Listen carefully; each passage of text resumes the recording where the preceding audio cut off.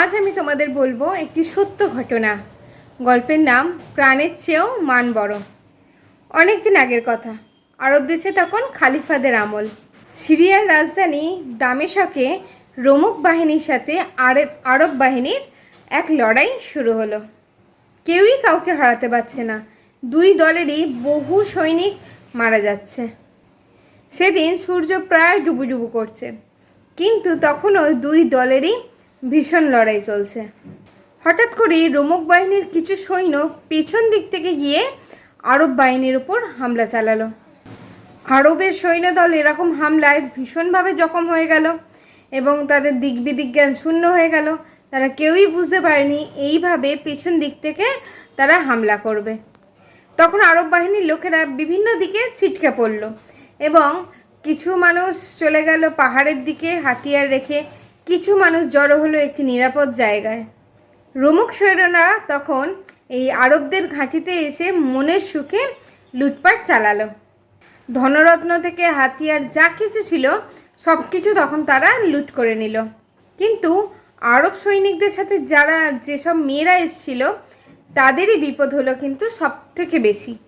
রোমক বাহিনীরা তখন সেই মেয়েদেরকে দেখতে পেয়ে তাদেরকে বন্দি করে নিয়ে গেল।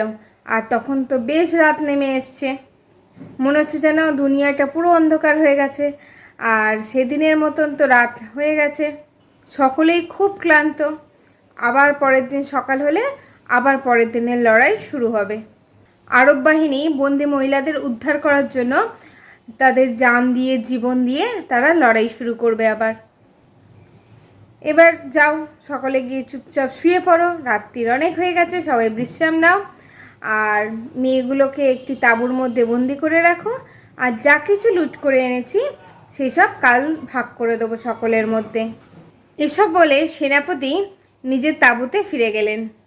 বন্দি করা আরব মেয়েদের একটি তাঁবুতে ঢুকিয়ে তার দরজা খুব ভালো করে বন্ধ করে দেয়া হলো। তাদেরকে বন্ধ করে দেওয়ার পর বাইরে একজন সৈনিক পাহারায় রইল, আর তার হাতে ছিল একটি তলোয়ার আর একটি নাং। রাত তখন অনেক হয়ে গেছে। এদিকে বন্দি আরব মেয়েরা যারা বন্দি হয়ে রয়েছে তাদের চোখে তো ঘুম নেই, তারাও চিন্তায় পড়ে গেল তাদের এই বন্দি দশা কবে শেষ হবে। এই করে সবাই একে অপরের সাথে কথা বলতে শুরু করলো। এই সময় তাদেরই মধ্যে একটি মেয়ে উঠে দাঁড়ালো এবং তাকে যেন দেখে মনে হচ্ছিল যে চোখ দিয়ে যেন আগুনের শিখা জ্বলছে। সে মেয়েটি বলল, আমরা এখন শত্রুর হাতে বন্দি, কিন্তু আমরা মেয়ে হলেও কি হয়েছে, আমরা তো বীরের জাত, আমরা পুরুষদের চেয়ে কম কিসে? নীরবে চোখের জল ফেলে আমরা কি শত্রুর হাতে তাদের করা অপমানগুলো সহ্য করব? সে তখন সবাইকে জিজ্ঞেস করলো, তোমরা লড়াই করে প্রাণ দিতে পারবে? তার জন্য কি তোমরা প্রস্তুত? প্রাণের চেয়ে তো মানই বড়, তাহলে কেন আমরা চুপচাপ বসে থাকবো? আমরা এই শত্রুদের বন্দিশালা ভেঙে বেরিয়ে যাব এবং আমরা তাদের সাথে লড়াই করব।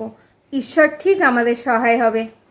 এই মেয়েটির কথা শুনে তখন বাকি বন্দি মেয়েগুলোর মধ্যে সাহস জেগে উঠল। শত্রুদের বিরুদ্ধে লড়াই করতে সবাই তখন রাজি হয়ে গেল, কিন্তু খালি হাতে তো লড়াই চলে না, তাদের তো হাতিয়ার চাই। মেয়েরা শেষে তাদের সমস্ত তাঁবুর খুঁটিগুলো ভেঙে ফেলল এবং সেগুলো দিয়ে তৈরি করলো একটি করে লাঠি। আর পাথরের টুকরো তো চারিদিকেই ছড়ানো, তাহলে আর ভাবনা কিসের? লাঠি আর পাথরের টুকরো নিয়ে মেয়েরা তখন সাজলো রণসাজে। তাঁবুর যিনি পাহারাদার ছিল এগুলো কিছুই টের পেল না। রাত্রি তখন প্রায় শেষ। রোমক বাহিনীরা তাদের বাধা দিতে এলো, কিন্তু মেয়েগুলো যারা বন্দি ছিল তারাও পাল্টা আঘাত দিল এবং বেশিরভাগই সবাই জখম হলো। তারা ভাবতেই পারেনি যে বন্দিদশায় থাকা মেয়েগুলো এইভাবে যুদ্ধ করতে আসবে। পুরো তাঁবুর মধ্যে সেই জায়গার মধ্যে সাজ সাজ রব উঠে গেল এবং যুদ্ধ বেঁধে গেল। রোমক সৈন্যরা ভাবলো হয়তো আরব সৈন্যরা এসে তারা পিছন দিক দিয়ে হামলা করেছে, কিন্তু চারিদিকে তো কাউকে দেখা যাচ্ছে না।